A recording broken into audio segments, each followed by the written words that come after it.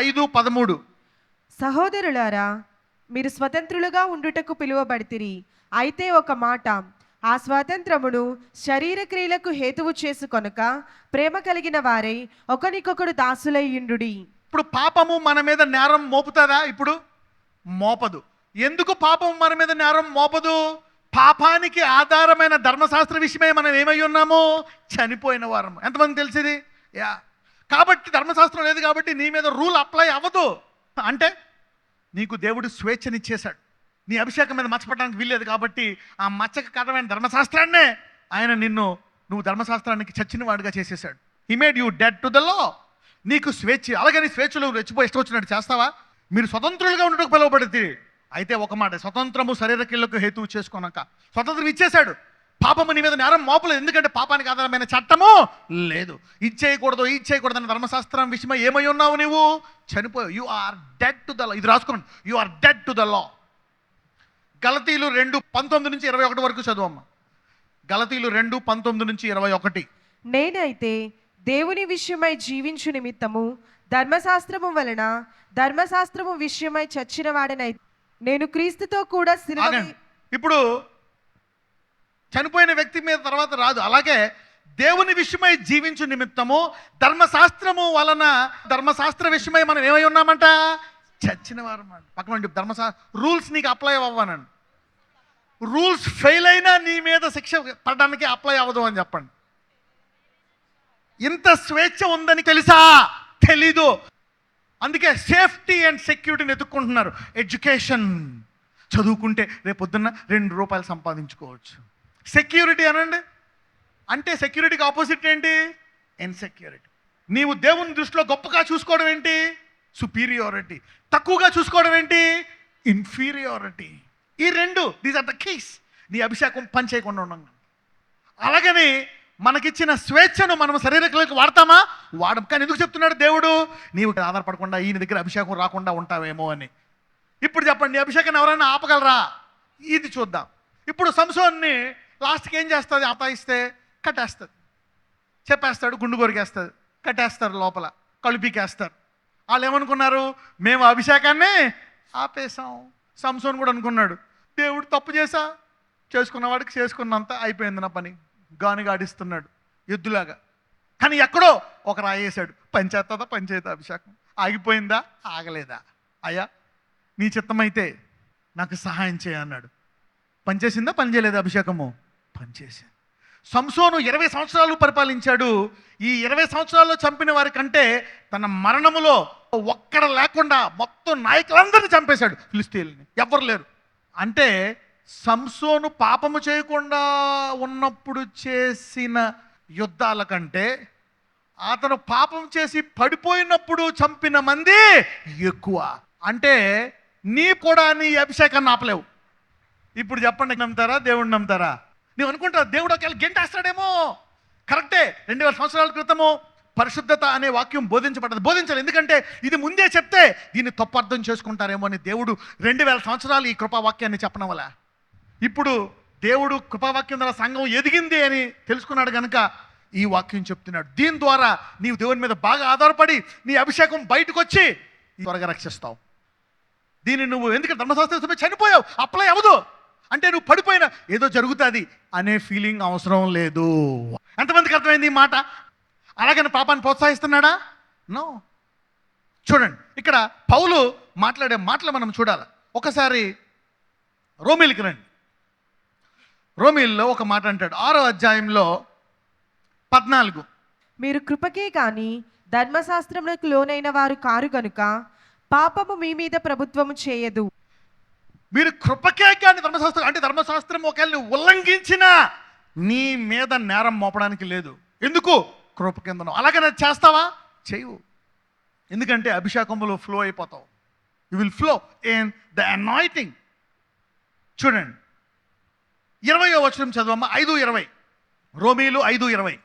మరియు అపరాధము విస్తరించినట్లు ధర్మశాస్త్రము ప్రవేశించెను, అయినను పాపం మరణమును ఆధారము చేసుకొని ఎలాగు ఏలెనో అలాగే నిత్య జీవము కలుగుటకై నీతి ద్వారా కృపయు మన ప్రభువైన యేసుక్రీస్తు మూలముగా ఏలు నిమిత్తము పాపం ఎక్కడ విస్తరించెనో అక్కడ కృప అపరిమితముగా విస్తరించి. ఒకవేళ నువ్వు పాపం చేసేసి నీ పని అయిపోయింది అనుకుంటున్నావా? కానీ యేసు ప్రభువులు అలా కాదు. నిన్ను ముట్టుకొని నీ ద్వారా 100 మంచి పనులు చేపిస్తాడంట. అప్పుడు నువ్వు ఆ పాపాలు చేయలేవు. ఇంకేం పని చేస్తావు? మంచి పనులే చేస్తావు. నువ్వు ఆ 10 పాపాలు చూసి పాపిని జీవితాంతం అభిషేకం వాడపడకుండా, కృపను వాడుకోకుండా భయపడిపోయి అలాగే ఇరుక్కుపోయావు 2000 సంవత్సరాలు. ధర్మశాస్త్ర విషయమై చనిపోయావంట.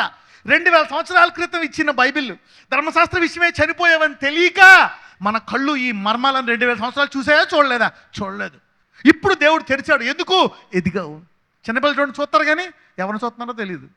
నాన్న చిచ్చి అంటే ఆ నవ్వుతాడు, లేకపోతే నవ్వడు అంతే. అలాగే ఏం కనపడుతుందో తెలియదు.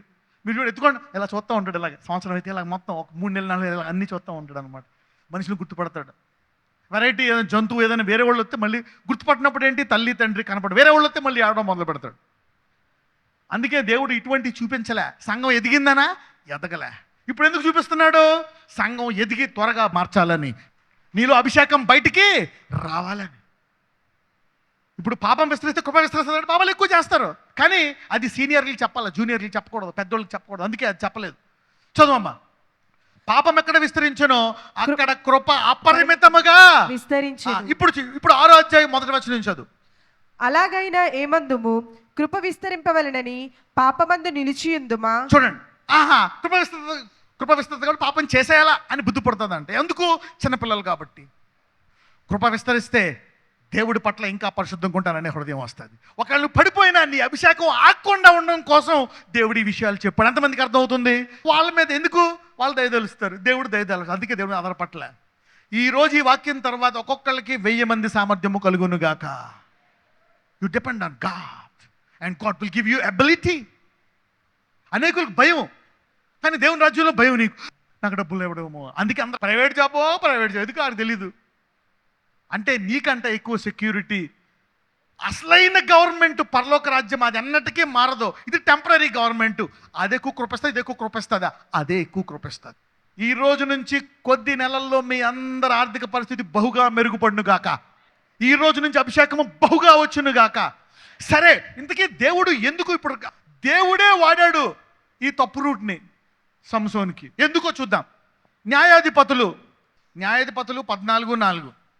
అయితే ఫిలిస్తీయులకేమైనా చేయుటకై యెహోవా చేత అతడు రేపబడినన్న మాట అతని తల్లిదండ్రులు తెలుసుకొనలేదు. చూడండి, ఫిలిస్తీయులకేమైనా చేయుటకై యెహోవా చేత అతడు రేపబడినన్న మాట అతని తల్లిదండ్రులు తెలుసుకోనలేదు. ఆ కాలమున ఫిలిస్తీయులు ఇశ్రాయేలీయులను ఏలుచుండిరి. మొదటి నుంచి చదువు. ఓకే.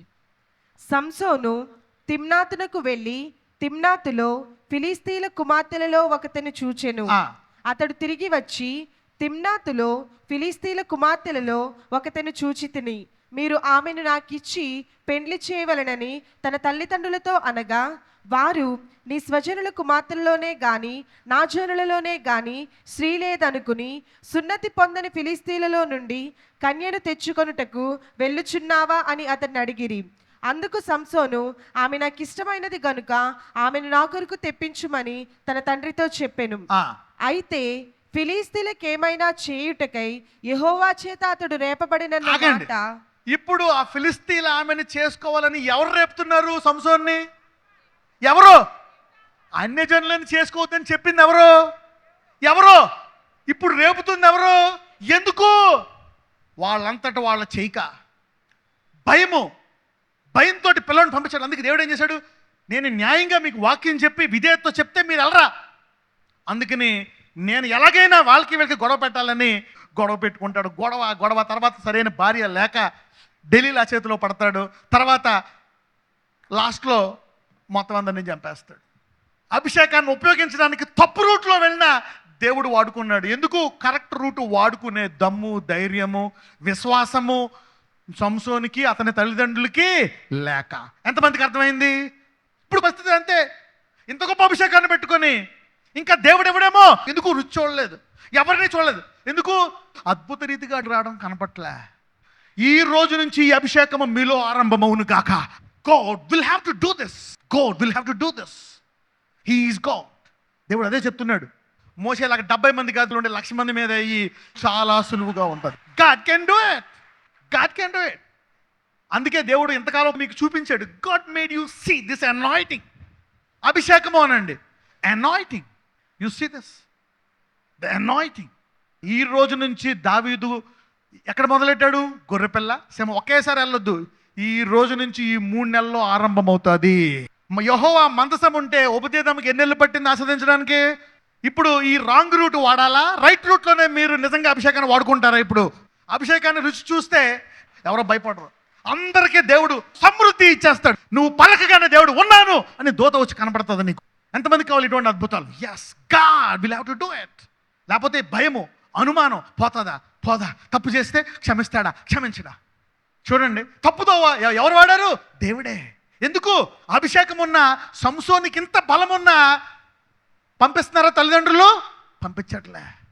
దేవుడు గొప్పవాడని తెలుసా? చేస్తున్నారా? చేయట్లే. Engineering, doctor, foreign. దేవుడు ఏమి ఇవ్వడు. దీనిని చరిత్రను తిరగరాయును గాక. May you right this. You know, నాకు ఎక్కడ ఆశ్చర్యం వేసిందంటే, ఇస్సాకు అక్కడికి శరణార్థుడిగా వచ్చి విత్తి గవర్నమెంట్ బడ్జెట్ కంటే ఎక్కువ పెరిగిపోతుందంట ఇస్సాకు. అలాంటిది 1000 మందిని పోషించే అభిషేకం వీళ్ళు ప్రతి ఒక్కరికి రావాలా? కనీసం ఎంతమంది రెడీ ఉన్నారు? కనీసం 1000 మంది నేను పోషించాలా. ఈరోజు నువ్వు పూటకి తినడానికి లేకపోయినా యేసు నమ్ముకున్నందుకు నువ్వు తిని మిగిలిపోయినది నువ్వు 1000 మందికి పోషించాలా. నేను దాన్ని ధ్యానించేవాడిని. ప్రభువా, ఇస్సాకు కరువులో చచ్చిపోవలసినోడు శరణార్థుడిగా వెళ్ళి దేశం కంటే ఆలోచించేవాడిని. బడ్జెట్ దాని గురించి ఆలోచించు. ఎంతమందిలో ఇప్పుడే ఆరంభమాలని కోరుకుంటున్నారు? ఉపదేశంకి ఎంతకాలం పట్టింది? మందసం ఇంట్లో ఉంటే ముందు గదిలో, ఇప్పుడు ఏహంగా పరిశుద్ధాత్ముడే నీలో ఉన్నాడు. The Holy Spirit is in you. కనీసం నువ్వు 1000 మంది ఆత్మలను రక్షించాలి ఈ భూమి మీద. ఓకే, లాస్ట్లో ఈ అభిషేకము నిద్రపోతుందా? This anointing will not sleep. న్యాయాధిపతులు 16కి వచ్చేయండి. 30 చదవమ్మా. న్యాయాధిపతులు 16:30. నేనును ఫిలిస్తీయులను చనిపోదుము గాక అని చెప్పి బలముతో వంగినప్పుడు గుడి ఆ సర్దారుల మీదను దానిలోనున్న జనులందరి మీదను పడెను. మరణకాలమున అతడు చంపిన వారి శవముల లెక్క జీవితకాలమందు అతడు చంపిన వారి లెక్క కంటే ఎక్కువ ఆయను. ఆగండి. ఇతనికి మరణం ఎందుకు వచ్చింది ఇంత తక్కువ వయసులో? పాపము వలన వచ్చు జీతము మరణం. కానీ అతనిలో అభిషేకం ఉంది కాబట్టి ఆ అభిషేకము అతని పాపములో, అతని శిక్షలో, మరణంలో కూడా పనిచేస్తూ అతను పరిశుద్ధంగా ఉండే కాలము కంటే పాప శిక్ష, మరణంలో ఎక్కువ మందిని బాగా హతము చేశాడు. అభిషేకం బాగా పనిచేసింది. ఎందుకు చెప్తున్నాను ఇది అంటే, ఆ మనుషుల మీద ఆధారపడకుండా, ఎందుకంటే నేను తప్పు చేస్తే దేవుడికి గెంటదో అనే హృదయం పోయి దేవుడి మీద బాగా ఆధారపడి అభిషేకాన్ని గొప్పగా వాడుకుంటామని వాక్యం చెప్తున్నా. ఎంతమందికి అర్థమైంది? అలాగని పరిశుద్ధంగా ఉండొద్దనా? నీతిగా ఉండొద్దనా? అలాగని పాపం చేసేయమనా? ఎంతమందికి అర్థమైంది? ఇది పక్కన ఇది ఎదిగిన సంఘానికే అనండి. ఇప్పుడు చెప్పండి, సంసోన్లో అభిషేకం మీద మచ్చ పట్టదా? అభిషేకం ఆగిపోయిందా? అభిషేకం నిద్రపోతుందా? ఈరోజు నీలో అభిషేకం సంసోని కంటే గొప్పడు ఎంతమందిలో ఉన్నాడు? ఇప్పుడు చెప్పండి, నీ పాపాలు ఆపగలవా? నీ తప్పులు ఆపగలవా? ఒకవేళ నువ్వు పాపిస్తోడు అయిపోయి పొరపాటులో మరణం వచ్చేసినా సంసోన్ లాగా హీరోలా చనిపోతావు తప్పితే యేసులో ఉన్న వారికి అన్నీ మంచిగా జరుగుతాయి. కానీ సంసోన్ లాస్ట్లో పశ్చాత్తాపడ్డా లేదా? లాస్ట్లో పరిశుద్ధుడు అయిపోయాడా లేదా? అయిపోయాడు, పరిశుద్ధుడు అయిపోయాడు. అలాగని భయంతో, ఇన్సెక్యూరిటీతో అభిషేకాన్ని వాడుకోకుండా ఉండొద్దు. Use the. పక్కన చెప్పండి, అభిషేకాన్ని వాడుకో అన్నాడు. అందరూ చెప్పండి, పరిశుద్ధాత్ముడా, ఇంత గొప్ప అభిషేకాన్ని నాలో పెట్టుకొని నేను భయంతో వాడుకోలేదయా. నన్ను నేను చాలా తక్కువగా చూసుకొని ఈ అభిషేకాన్ని వాడుకోలేదు. Inferiority, insecurity are the keys of not bringing the anointing. ఇప్పుడు చెప్పండి, నీ తల్లికి ఎక్కువ కృప ఉందా? నీ దేవునికి ఎక్కువ కృప ఉందా? నీ భూమి మీద నీ స్నేహితుడు నువ్వు కలిపి పొరపాట్లు చేస్తావు. నీ పాపాలకు కంపెనీలు, జనాలు, వాడికి ఎక్కువ కృప చూపిస్తావు, నువ్వు కృప చూపిస్తావు. కానీ దేవుడు కృప చూపించడా? పరిశుద్ధుడే, కరెక్టే, పాపాన్ని జయించాలి, కరెక్టే. కానీ నువ్వు లోకం మీద ఎందుకు ఆధారపడుతున్నావు? దావీదు పొరపాటు చేస్తే దేవుడి మీద తిరిగి ఆధారపడ్డా కానీ వెళ్ళిపోలే. లాస్ట్లో ఆ పాపాన్ని జయించాడు దావీదు. ఆ పాపాన్ని జయించాడు. ఒక స్త్రీని తీసుకొస్తే ఆ స్త్రీని ముట్టుకోడు లాస్ట్లో. అంతేగాని దేవుడు అతన్ని మార్చాడు. ఈ భయంతో అసలు దేవుడి దగ్గరికి వెళ్లకుండా, ప్రార్థించకుండా, బైబిల్ చదవకుండా, గుడికి రాకుండా ఆ దేవుడికి దూరంగా బతుకుతున్నారు. అభిషేకం బయటికి రావట్లే. అలాగని అందరూ పాపం చేసేవాళ్ళు కాదు. భయం, ఫియర్. ఏమో నేను ఈ చెడ్డ మాట అనేసాను, పని చేస్తుందా పని చేయదా? ఒకవేళ సంసోను ఇంత పని చేస్తే దేవుడు అందులో బైబిల్లో ఏం చేస్తా తీసేయ అంటాడు. కానీ ఎందుకు రాయనిచ్చాడో తెలుసా? అభిషేకాన్ని ఎవరు ఆపలేరు. ఇప్పుడు దాకా నువ్వు ఆపుకున్నావు. నువ్వు పుట్టి నీ వయసు ఎంత? ఈరోజు 30, 40, 50, 60 నిద్రపోతుంది. ఈ రోజు నుంచి నీ అభిషేకం నిద్రపోకుండా పని చేయనుగాక. ప్రవచించు. Use the anointing, use your mind, use your glory. ఈరోజు నేను మొదటగా ఈ అభిషేకము ఆర్థికంగా మీకు అద్భుత రీతిగా డబ్బులు ఇవ్వాలని ప్రార్థన చేస్తాను. ఎంతమంది ఆర్థికంగా బ్లెస్ అవ్వాలనుకుంటున్నారు? మొదటగా ఈ అభిషేకాన్ని దీనికి వాడుతున్నాను. అభిషేకం అనండి. ఎందుకంటే నువ్వు ఎవరు ఉద్యోగం చేస్తున్నావు? సృష్టికి అతి ధనికుడైనటువంటి ఎదుర్కొనేటువంటి తండ్రికి పనిచేస్తున్నావు. పరలోకములో అన్నిటికంటే ఉత్తమమైన పని ఏంటో తెలుసా? ఆత్మల సంపాదన, సోల్ విన్నింగ్.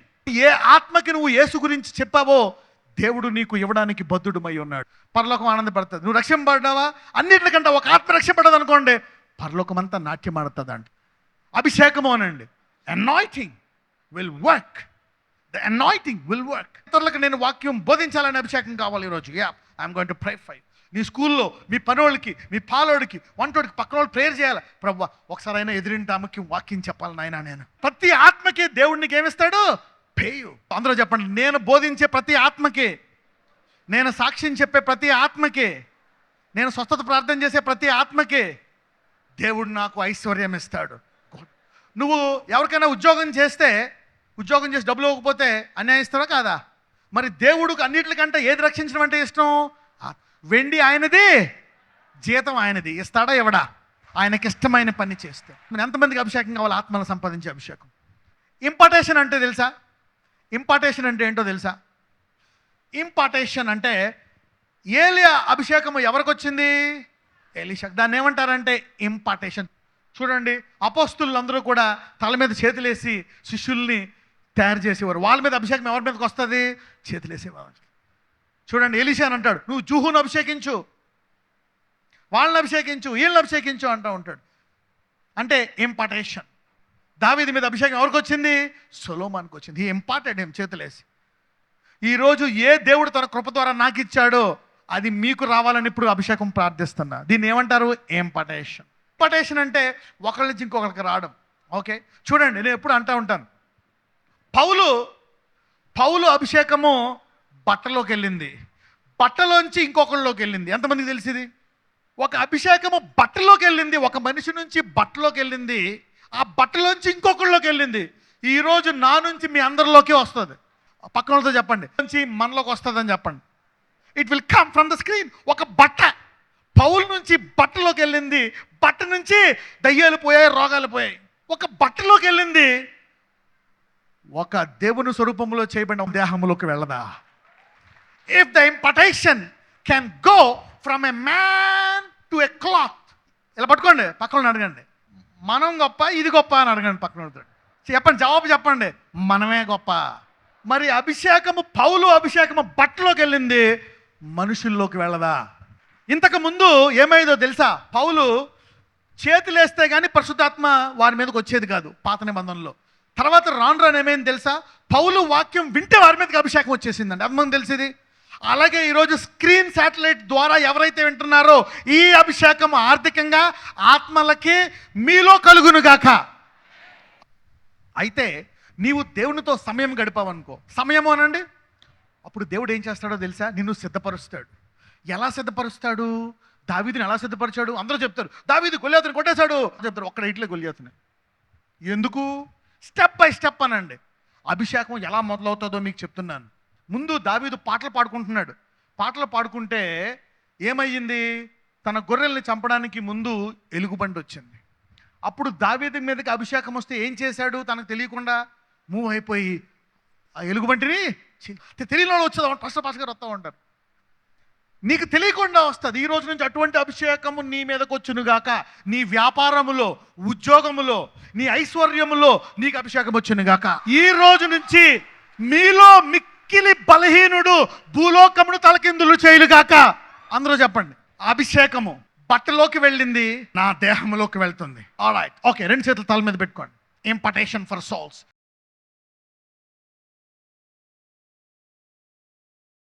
నజరేయుడైన యేసయ్య, నీవు పౌలు అభిషేకాన్ని బట్టలోకి పంపించావు నాయన. ఈరోజు మాకు 3 విషయాలు చెప్పావు. నీ అభిషేకం మీద మచ్చపడదు, నీ అభిషేకాన్ని ఎవరు ఆపలేరు, నీ అభిషేకం నిద్రపోదు. ఒకవేళ మేము పొరపాటు చేసి పడిపోయిన, ఒకవేళ భయంతో చాలామంది నీ అభిషేకాన్ని వాడుకోవట్లేదు. ఒకవేళ పౌలు చేసి పడిపోయిన ఆ పడిపోయిన జీవితాన్ని నీవు గొప్పగా వాడుకున్నావు. సంసోను జీవితంలో అతను పడిపోయినప్పుడు మరణశిక్షలో ఎక్కువ మందిని చంపగలిగాడయ్యా. నువ్వు మా పొరపాట్లను కూడా వాడుకుంటావు, వాడిని త్రోసివేయవు. ఇదిగో ఆ భయముతో అనేకుల అభిషేకాన్ని వాడుకోవట్లేదు. ఈరోజు పౌలు నుంచి ఒక బట్టలోకి వెళ్ళింది అభిషేకము, ఆ బట్ట అనేకుల రోగాలు పోయిందయ్యా. కానీ ఈరోజు నీవు అభిషేకాన్ని నీ వాక్యం వినడానికి కొన్ని వేల మంది శాటిలైట్ సంఘాలు వచ్చి ఉన్నారయ్యా, కొన్ని లక్షల మంది వింటున్నారు. ఈరోజు బట్టలోకి వెళ్ళిన అభిషేకము, బట్ట నుంచి అనేకుల్లోకి రోగాలు పోయాయి, వారు యేసుని నమ్ముకున్నారు. ఒక బట్ట అనేకులు యేసు ప్రభువుని నమ్మించిందయ్యా. ఈరోజు ఇక్కడ ఉండేటువంటి నీ స్వరూపములో చేసిన వారు అనేకులు యేసు అని చెప్పేటువంటి సామర్థ్యము, వందల వేల మందిని రక్షించే అభిషేకము, తద్వారా ఐశ్వర్యము, నీతి, పరిశుద్ధత వారికి దయచేయమని నజరేయుడైన యేసుని ప్రార్థిస్తున్నాము తండ్రి, ఆమేన్.